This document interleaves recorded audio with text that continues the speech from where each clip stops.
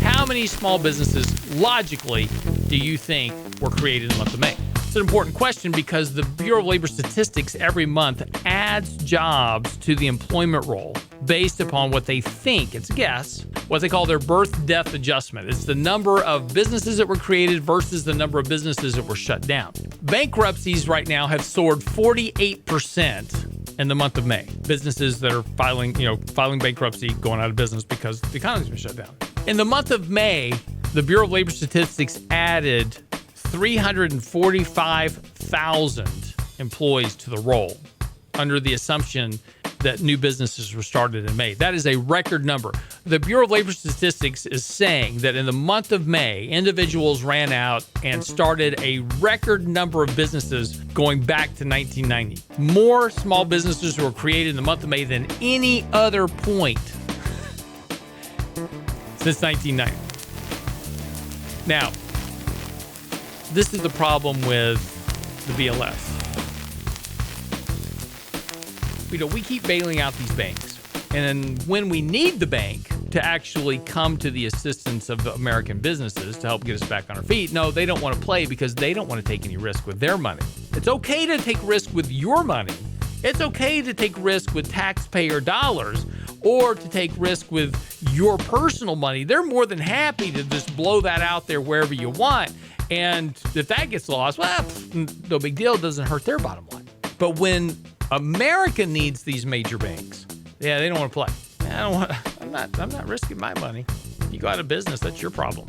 So in order to try to get the banks to play a little bit and try to help out American businesses, the Fed came back yesterday and said, well, we're going to make adjustments to the loans. Now the loans can be as small as $250,000. So we can maybe get that to some smaller businesses. And the banks only have to hold 5%, down from the 15%. So the Federal Reserve is now going to absorb 95% of the risk, and the banks only have to absorb 5%. Now, the banks are going to get 3+ LIBOR on interest on the loans. That's what the loan's for. And the loans have to be paid back. They extended the duration. Principal is deferred for 2 years. Years 3 to 5 is 15%, and then 70% going after that. Interest is deferred for a year. So basically, these companies can get a loan. They don't have to worry about paying anything back for 2 years. They just got to pay the interest after year 1 and then start paying down the loan after that. This kind of goes back to two primary points, though.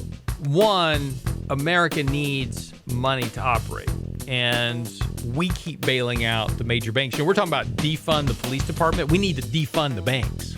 Take all your money out of JP Morgan and move it to a regional bank in your neighborhood, in your town, wherever it is, one of these small regional banks, or in Houston, it'd be like a Prosperity Bank or Woodforest Bank, etc. Sterling. Move your money to a smaller regional bank. Take it out of JP Morgan. Take it out of Wells Fargo. Take it out of Bank of America. Send a message to them. And we're talking about defunding the police. Let's defund the banks and send a message saying, hey, look, we're tired of bailing you out. How you start helping America and do your job, especially when you've got no risk. We've talked a lot about the last 30 years since the Department of Education was formed in the government and we took control of education out of the states. The education level in the United States, we dropped out of the top 5 in terms of math, science, language. We've dropped out of that. We were in the top 2, 3, 4 ranks in education prior to 1980. Once the Department of Education took over control, we now rank somewhere in the 27th level for math. Science is way down there. I mean, countries like Ethiopia are better off in terms, and Estonia have better ratings than we do in a lot of cases. But it's interesting now because of the COVID, right?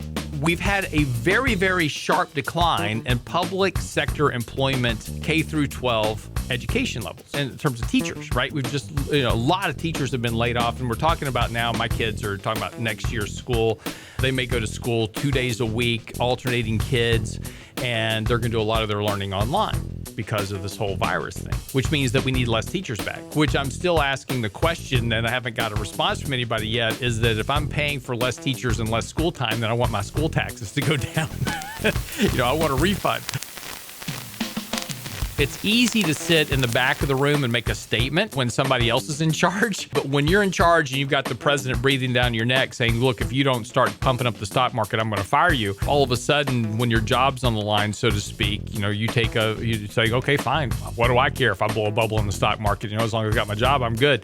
And we saw that evolution of Jerome Powell from this guy that was going to be of a different stripe to being the same old animal we've always had. Right. Maybe power just breeds corruption. Mm-hmm. And it's not corruption, but I think Powell has been. And this is before the crisis. This goes back to what he did, stopping the taper and all that stuff. The pressure got to him. And there's this need, this urge by Congress, by the president to do something, do anything. You got to do something today. And we get it. Look, the Fed needs to help out in a time of crisis like what we are going through and what we've been through, right? Mm-hmm. But there is zero recognition of what they are doing, what the future consequences are. And look, everything has a cost. Mm-hmm. What are those costs? It would have been nice if they would have defined all this after QE 1, 2, and 3. Here's the cost. We're going to reverse now this stuff and it's going to hurt. But instead of wondering about the cost and considering the cost, they just go ahead and shoot their bazookas and say, we'll deal with that cost tomorrow.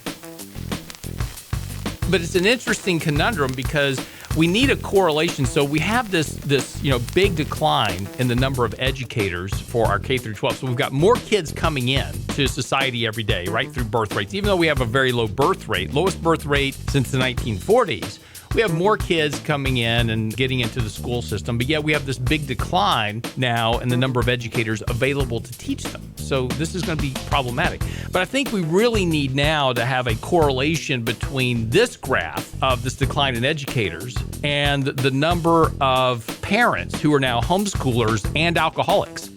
So we'll see how this works out. But, apparently drinking at 10 a.m. is now a thing. So, Man, if I was at home with my three, trying to teach them, we'd have a problem. Danny'd be calling up. I can't come into work today. I've got 2 kids in detention. Oh, they would live there. That's for sure.